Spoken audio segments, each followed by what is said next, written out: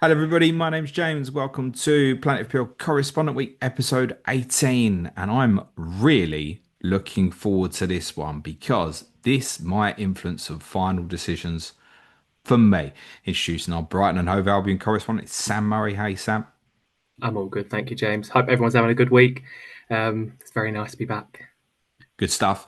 In case you didn't already know, and those of you new around here, Sam is the nicest of the 20 Planet FPL correspondents and always wishes everybody well. Right, I want to start, if we can, Sam, with a couple of departures. You're a Joao Pedro fan, aren't you? You're not that hurt. I get you're quite fond of his time with the Seagulls. Yeah, I've said it. I said it loads of times. I'm a massive fan. I think some people we've lost a few big players, and when they leave, a few fans to try and cope, maybe try and rewrite history a bit and say, "Oh, he only scored penalties, or he had an attitude problem," that sort of stuff. I thought he was absolutely brilliant. I think he was our best player. He carried us multiple times last season, scored some huge goals. Yeah, I think we got 50, 60 million, which it isn't far off his value. Maybe we could have got a little bit more. That sort of player, he's still young, play loads of positions, he's a leader. Um, but that sort of second half of the season, he wasn't as effective as he had been. And then after that red card against Brentford, he had a little disagreement with Van Heck in training as well. It felt inevitable that he'd leave. So yeah, sort of accepted it. We'll miss him, but I'm not stressing about it. I don't feel like we're like that much worse off without him. We do have Georginio Rutter as well. We signed this time last year, and it felt like maybe we had too many players. But looking back, the plan was Joao Pedro probably moves away at some point, and now Georginio's had a bit of time, and yeah, it will miss him, but we can move on. I'm intrigued by Rutter. I want to speak about him in more detail a little bit later on. You intended to start with Joao Pedro.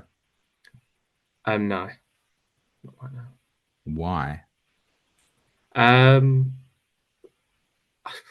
I'm not. It's Because I minutes. do hate him, really, James. Yeah, because it would hurt. It would hurt. No, it's yeah.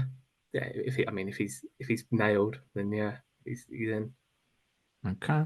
Gary was quite bullish about him on the Chelsea podcast. Want to get your opinions also on another one we're gonna speak about later today. Simon Odinga has obviously gone to Sunderland. What's your thoughts on his prospects? Are you surprised that he's been sold? Um, I get it. I get it. He was very promising at the beginning, and he scored some. In the Europa League campaign, we needed him. We had a few injuries. That's the only time he really got a proper run. Last season, when he did get his chance, he wasn't very good. And it's so difficult because he's behind our best player. He's behind Mitoma, and it's been a few years now. He's been back up.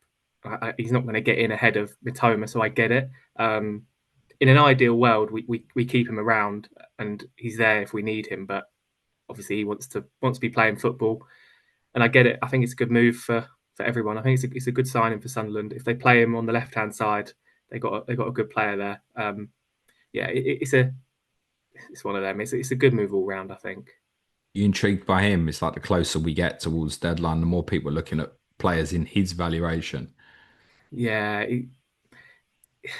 he's. I've thought about him a few times. It's just I just try and avoid the newly promoted teams, but he's got threat. He's always been a pretty good finisher, and yeah, starting every week for Sunderland could be interesting. Yeah, Okay.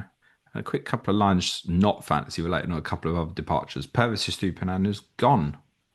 yeah, It seems a cheap fee, Sam. Could have he was getting linked with sort of three times this sort of value. It looks like you got sort of just under 20 million going back a yeah, couple of years.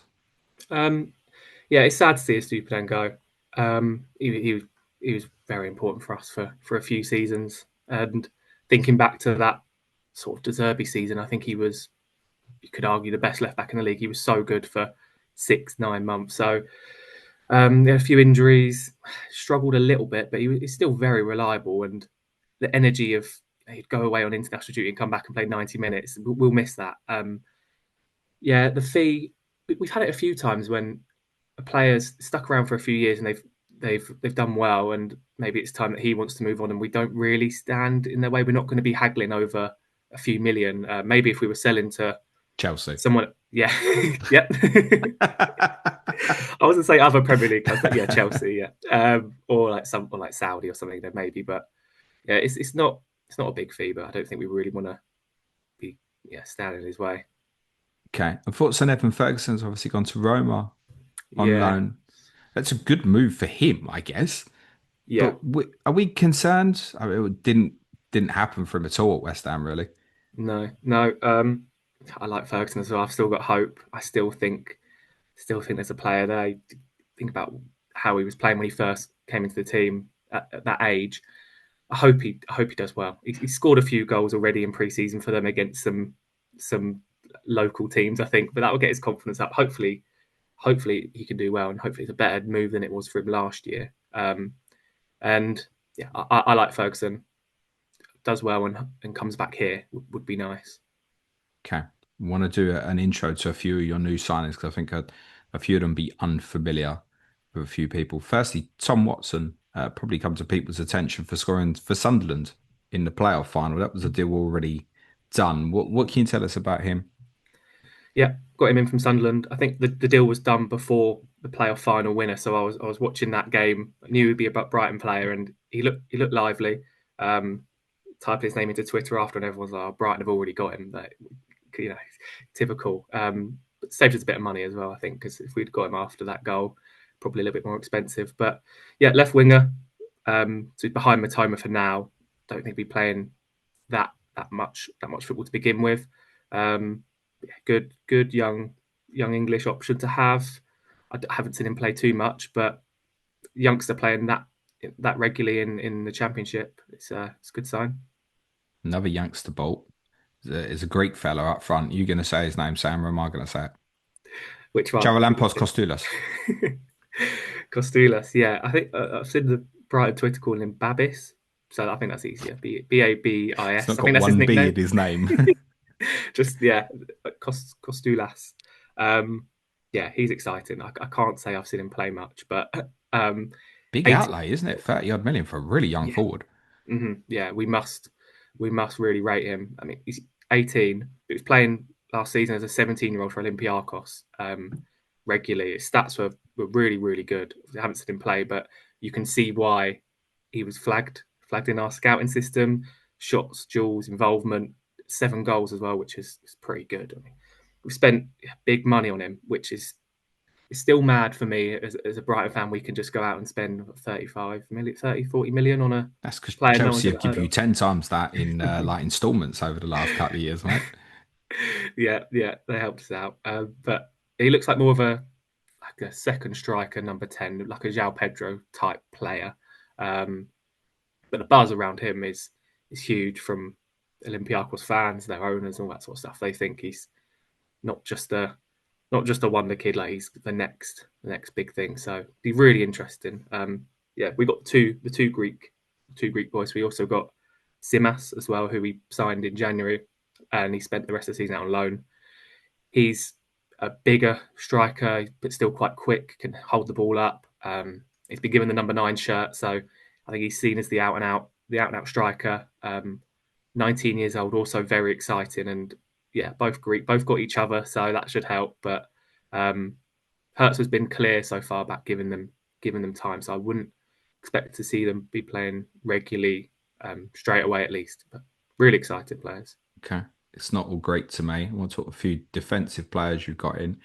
Firstly, Oliver Buscagli is coming a free transfer from PSV Eindhoven. It feels a little bit like the kind of the Joel Veltman deal you did with Ajax, just kind of really taking an opportunity here.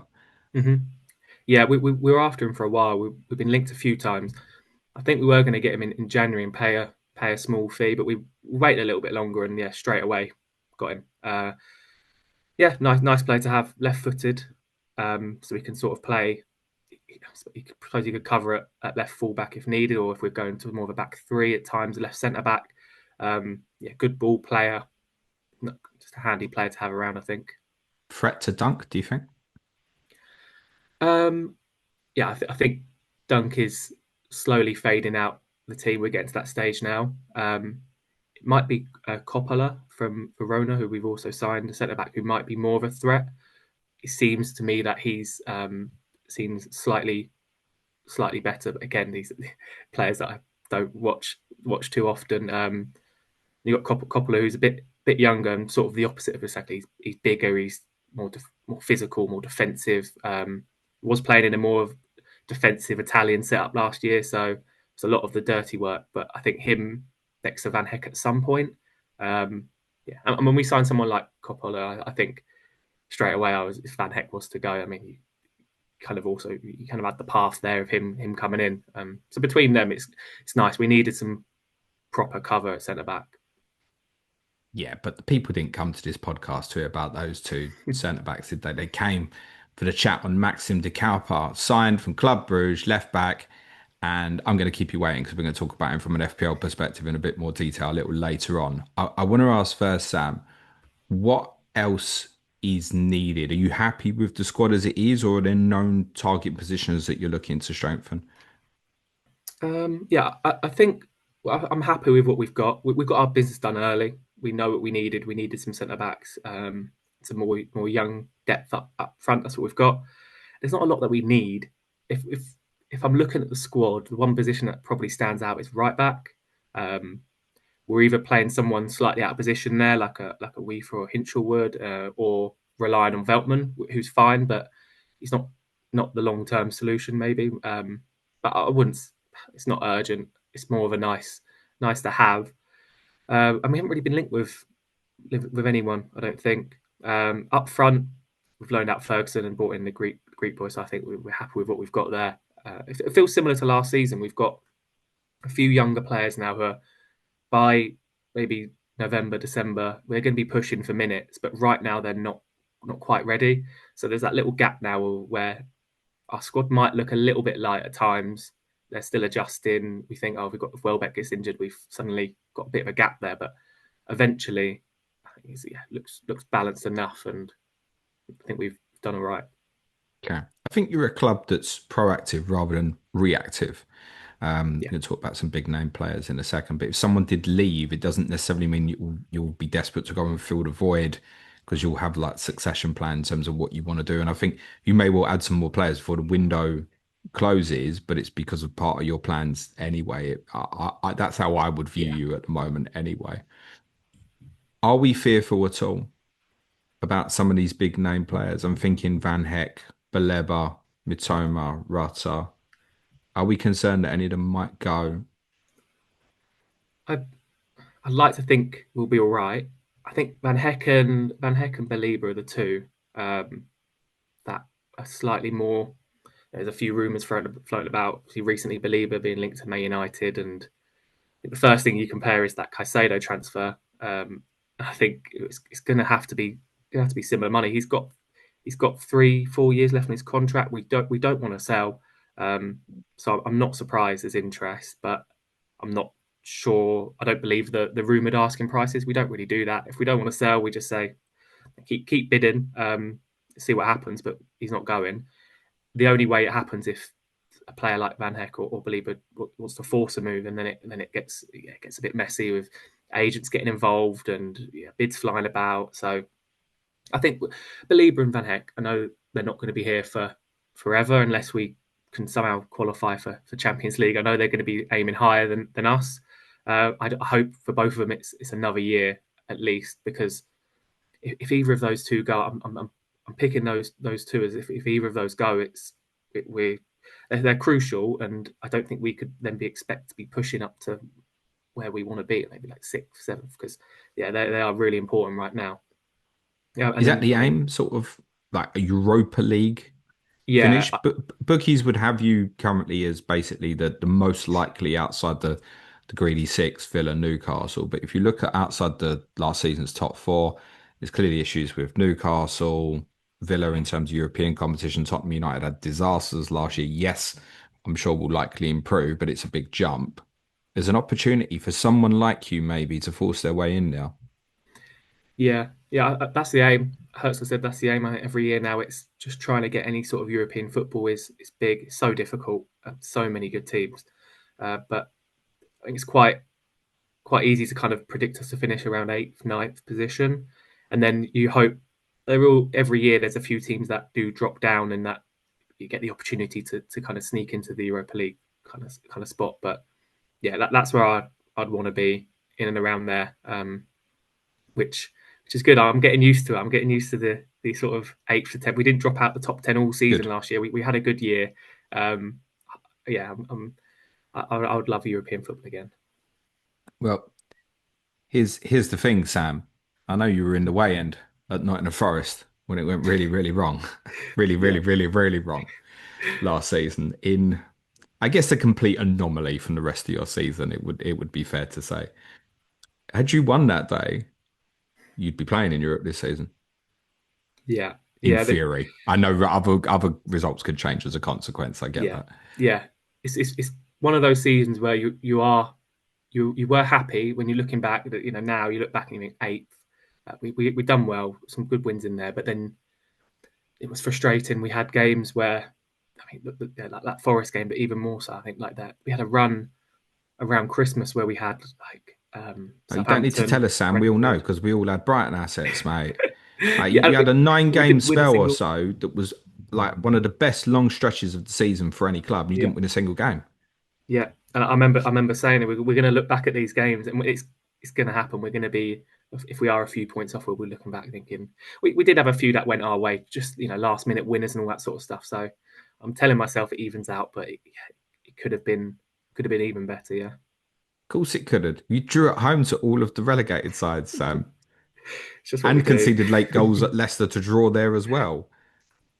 Yeah, yeah. The Leicester away game is the one that stuck with me the most. I was so gutted after that one. I mean, if you won those four games, mate, you'd have finished level on points with Chelsea. Mm, yeah, it's just So, go on, you gonna say so? I was just I'm used to it now. We sort of play against the teams towards the bottom. Yeah, so many drop points. Hopefully, we can fix that this year.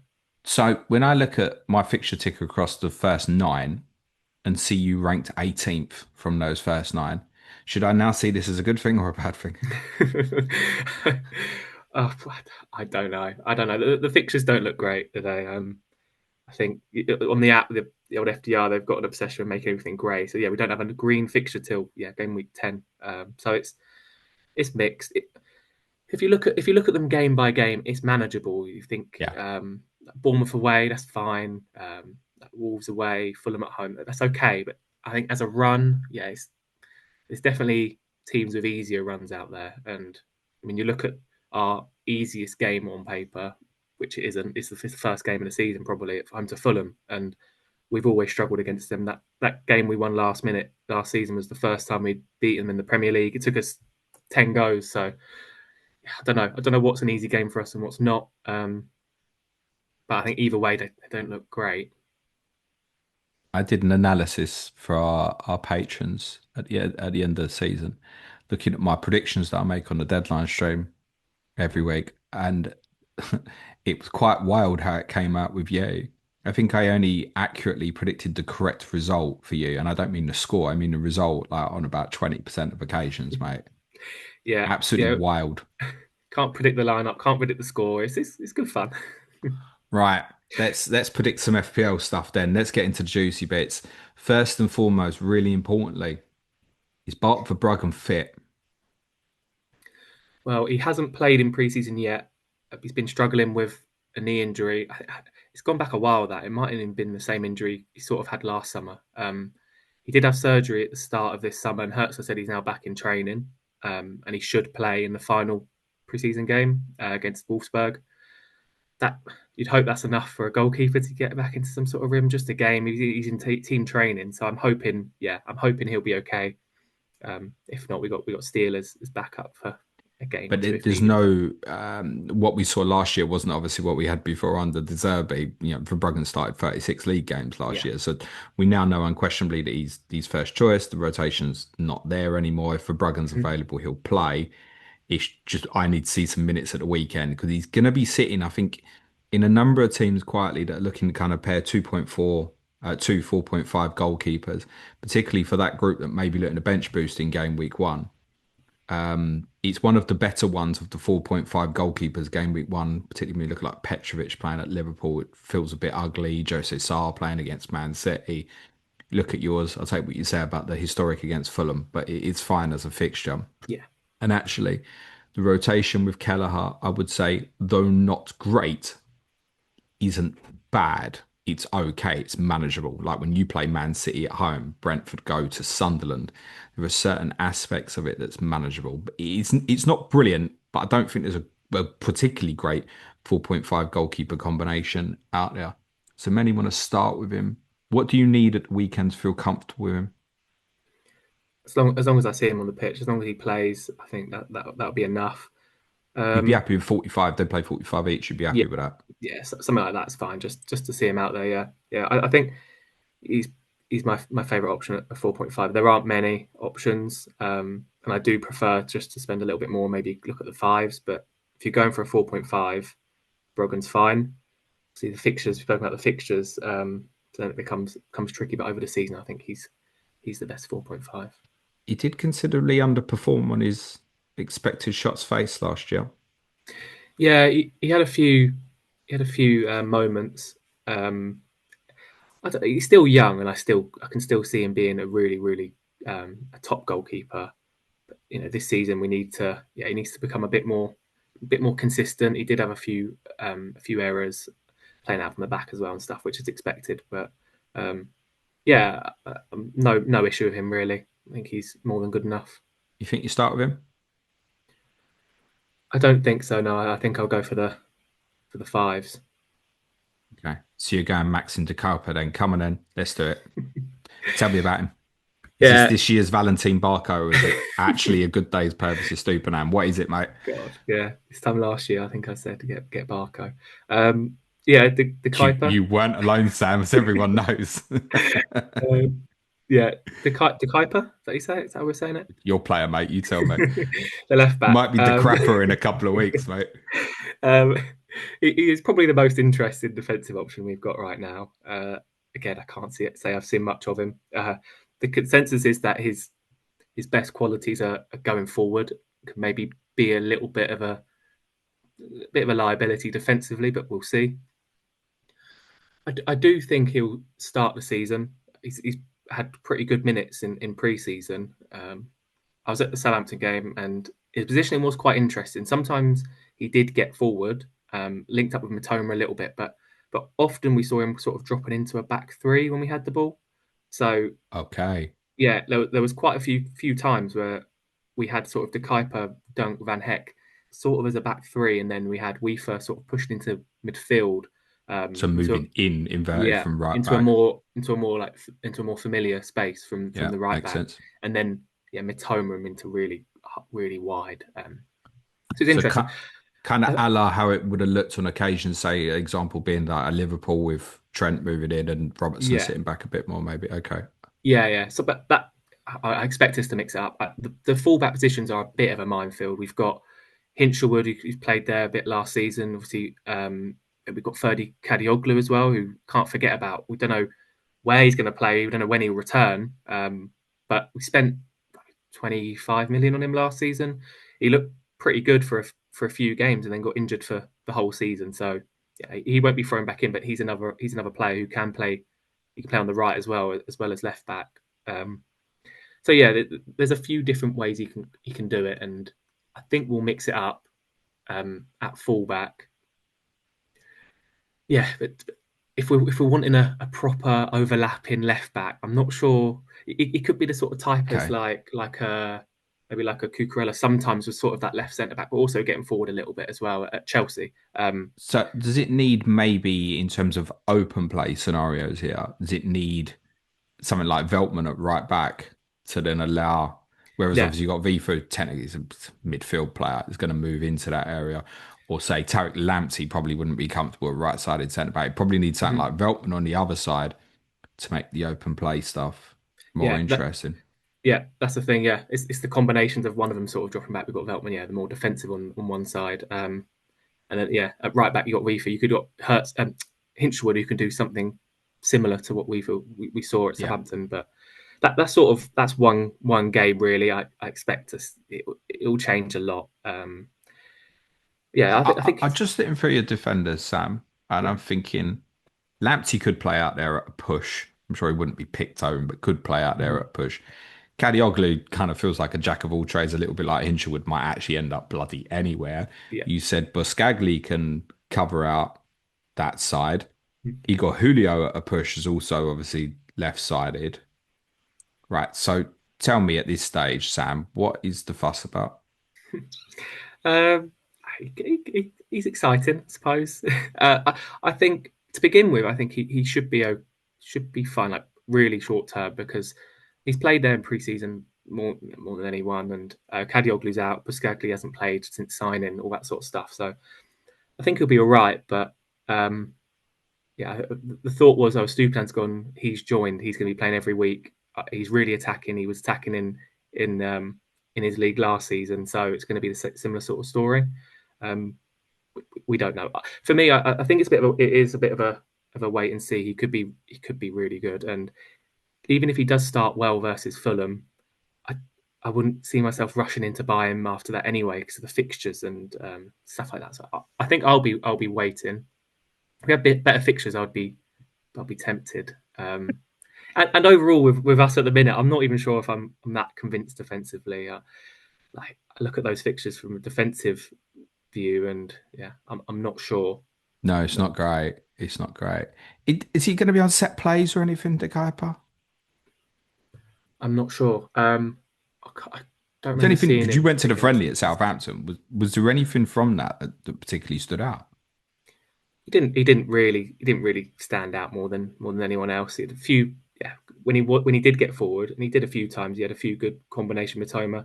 He looked fine defensively. I didn't notice him on any set pieces, but I don't know. But he might have had a few drinks by that point, so I'm not sure. Good lad. Um, if you had to pick up a Brighton defender at this moment, where would you go?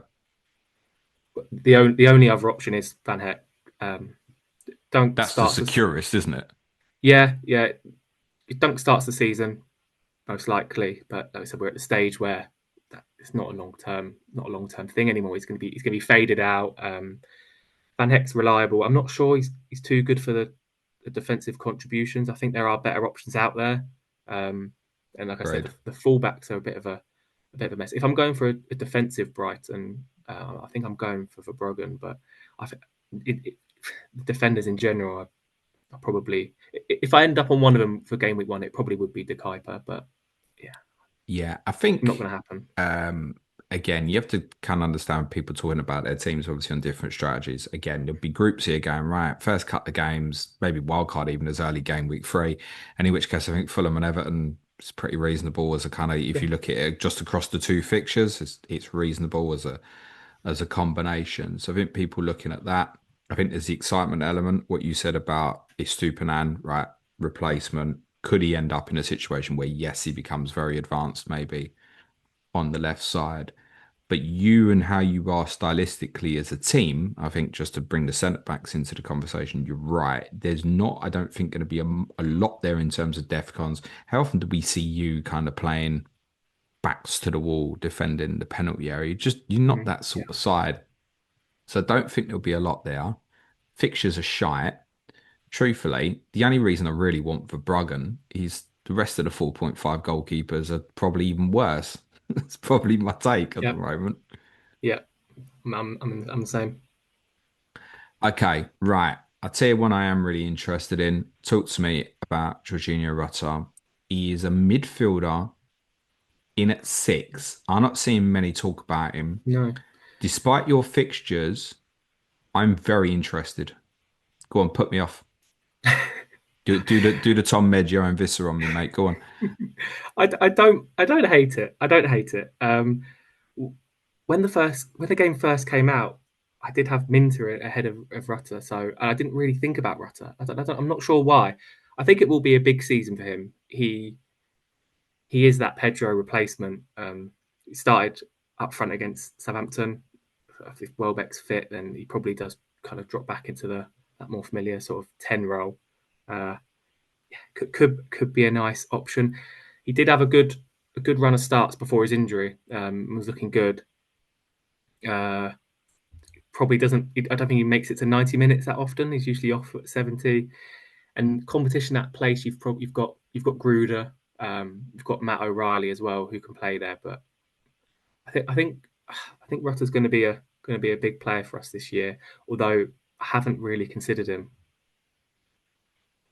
Blimey, Sam. I I'm should not sure just why. just end this podcast depressing I them. think I feel 11 like attacking returns in 19 starts last year, obviously competing with Joao Pedro amongst others. It feels like it's just one I'm looking at, and I feel like there's a story here. There's a story here where he grabs it and mhm. becomes the man. It has a punt element to it, don't get me wrong. But I can foresee it. I can foresee a scenario where we're sitting here this time next year and I'm going to you, Sam, do you think you're going to accept that £70 million bid? Yeah, and I agree. We just need to see. I need to see some proof of some proper output and some regular starts. I do think he'll be an important player. I just yeah, it's a punt at this stage, and then when he does start scoring goals, it's no longer a punt because everyone owns him. So yeah, I don't mind it. I feel like a few of our attackers, I kind of put Minter in the same category as him, as they are they are first choice players. If I'm picking my best team, they absolutely get in. But what are their minutes going to be? 70 minutes? Is that enough? Would I be completely shocked if he's kind of rotated out for one game? No, but um, yeah, I hope it's a big season. Yeah, Pedro leaving, it opens up that position for him for sure. Yeah, I don't feel better about it than I did 3 minutes ago, Sam. I It's must okay. say, but there's a narrative there that I like. I think there's also something intriguing in the sense that because your fixtures are a bit shit, if he does quite well at the start, I don't see him going electric and going mad, but I don't think he's one that people will chase after too quickly. Almost the more you get into the fixtures, the more awkward it becomes to invest in an asset like that. I don't know. Let's say hypothetically, suddenly it's like, right, Welbeck's injured and he is playing as the nine, which there's no guarantee of, by the way, even if Welbeck was unavailable. But you probably keep looking again, nah, shit fixtures, shit fixtures, shit fixtures. Yeah, He's yeah, almost one, it's like if he's gonna go in, start, and then okay, that didn't work, move it on. I'm more inclined to think that way than think I chase it because if I don't start with him, I can't really see me chasing it. Does that make sense?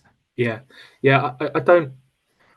I'm not going to say absolutely no. He sometimes last season he was a player where I've watched the game. I think he done really well today. Like he covered a lot of ground. He works hard. He done really really well. And I look at the stats. I think actually it doesn't really look like he done that much. But he's always done well for us, and it'll be interesting. Yeah, Was your instinct to prefer Minter then at 6?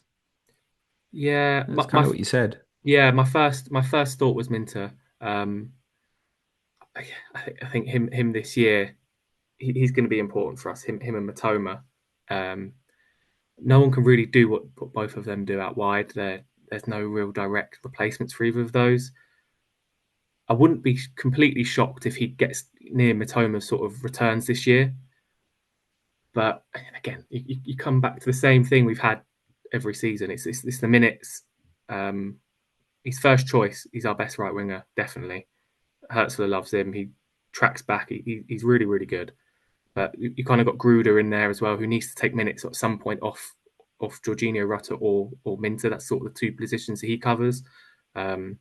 Solly March as well, somewhere at some point. You never know. You could come in and take some minutes off him. I think I slightly prefer Minter for the threat. I think he looks if he just fixes up his final decision making, is a bit of composure in front of goal and knowing when to pass and timing the pass. He's going to be a star. He's so direct. He's so sharp. Yeah, he looked really good as well against Southampton in pre-season. And he showed he can do it against big opponents. I think the couple of games against Chelsea in I want to say February, of what his capability is. But we were also sitting there this time last year, and it was all the rage. I realised it was I think it was a million cheaper. It was either 5 or 5.5. No Yeah, one's speaking about him now, but no one's speaking about Rutter even. Actually, no one's no, speaking about Mitoma either. no. Mitoma is still the main man. Yeah, FPL wise, probably still the better pick just because of the little bit more security. We have nobody else really that's at his level behind him anymore. We would have had maybe someone like Dingra coming in, which is good for fantasy football, but a bit of a worry for us if he was to get injured. I don't even maybe we'd put Minter over there or Watson comes in. There's no direct replacement. Yeah, So Mitoma's probably would would be my favourite out of them. They've priced it well because with Minter and Rutter at 6, you kind of want to have a kind of drop that down a little bit to maybe a 5.5. So like there's a few midfielders floating about, or try and find the money to upgrade. They could do really well. Mitoma, you've got the minutes, although obviously there's a few injury problems at the end of last season. I don't think he started any of the last 6 games. But look, every time he come on, he looked like the best player on the pitch. So he kept I'm scoring hoping, off the bench, didn't he? yeah, yeah. Every time, yeah, 20, 25 minutes off the bench, and he'd do something. Yeah, so he's still the main man. Same thing. Last, I realised we were on the piss last day of the season, but first half you'd been better, but it wasn't like miles difference. Mitoma comes on that instant first touch. It's like, yeah, we're fucked here, aren't we? Yeah, Okay, yeah, I love him as a player, as you know, but I'm not high on him as a fantasy asset. I must say, I was glancing at Minter's returns versus Rutter, and it's very similar mm, actually. So I can certainly understand the similar pricing bracket. I think I probably am looking at it and thinking, yeah, Rutter's got something that could just jump really big. I'm not saying it yeah, will, it does. Whereas Minter, I feel like, yeah, you're pushing from maybe 11 goal contributions to Mitoma's 15. That's how it feels. Whereas yeah. Rutter maybe has the level to get to 20. That's where I see the difference. But Mhm. yeah, thanks, Sam. All It's right, it's. back to the I'm drawing really board. excited about that sort of front, that sort of three behind whoever the striker can be. Probably Welbeck, Minter, Georginio, Rutter, Mitoma. It's really really exciting. I'm big fan of that. They're all really good players. Yeah, it's just the The pain slight in the arse of minutes. rotation. Yeah, God, yeah. God, if I you don't hate if you it. ever get back into Europe, Sam, Jesus. At least we're not rotating goalkeepers anymore. Well, now you've said that, mate. I wouldn't rule it out. Let me touch on a few of these other midfielders. A few people have mentioned Baleba, who's in at 5. Unlike Yeah, the defenders, he obviously could pick up a bits of DEFCON. yeah. It's going to take some getting used to. I think, kind of suggesting him as an option, but it's 5 million. He's decent for a bit of depth, I suppose. It doesn't feel exciting. Um, Days of like a consistent 4.5 midfielder are gone, unless of course Josh King at Fulham has a good run in the side. Planet FPL listener is Sam Murray, yeah. But yeah, 5 million. He's up there. He's 90 minutes most weeks. I can't imagine many at 5 million. I haven't really looked at No, he that falls into a option, but bracket probably with like maybe Tyler Adams, maybe Boubacar Kamara, Aston yeah, Villa. There were one or two others. I'm going to forget some names, but I wouldn't want to be starting him like every week. Getting a bit excited about the new features and stuff. I think if you have him and he's first on your bench, you might get 4 points or something off the bench. That's fine. Yeah, as a squad player, it's not too bad. it's dull, wasn't it? Okay. Yeah, it's uninspiring. What about a few others at the same price? Yasin Ayari. the spot next to Belieber is the big question. I don't think any of them are really FPL relevant, but from a football point of view, it is wide open. I don't know who the main option that we got. See, Hinchwood and Weaver who can play there. O'Reilly's looked really good in pre-season. Ayari, we got Diego Gomez as well in there. All good all rounders. They're all pretty good, pretty stable. No one's jumped out as the obvious choice just yet in there. So I'd like to see O'Reilly given a chance next to Belieber. I think Belieber sitting O'Reilly sort of that box to box. He's been pretty good recently. Hurzeler loves the legs in midfield, but that position I feel like there's going to be a bit of rotation there. I'd love to just have a McAllister or something in there. That'd be nice. But between them, I think they've got that position covered. I just don't know who's going to be playing week in week out. Okay. One name you didn't mention is Buonanotte, who was obviously at Leicester. Been involved in pre-season or not? He played a few games. He's been linked. He's one of the players that's sort of been linked away. The the idea is we get another loan. I think one more year in England, I think he gets the homegrown status, which is helpful. He's still really young as well, loads of potential. I like him, but he's seems like he's not going to be in and around our squad this season. I think Dortmund have been sort of sniffing around and permanent, but I think we prefer a loan, and I hope he does get a good loan. He started well at Leicester last year. He played a few games and then completely sort of Yeah. just fell out of favour. Yeah, he's a good player, but I don't think he'd be playing too much for us. Okay. Talk to me about Danny Welbeck then. I mean, is this the best forward Brighton option?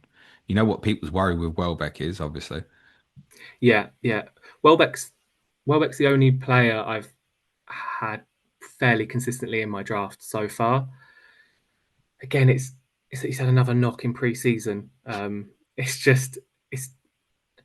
I mean, same goes for all of our players really. I think last season everyone got injured at different points, and Welbeck did do really well last year. 10 goals, the first time ever, I think it was. Um, Yes. yeah, he got some minutes in the behind closed doors game before we played Southampton in front of the fans on Saturday. So that's good.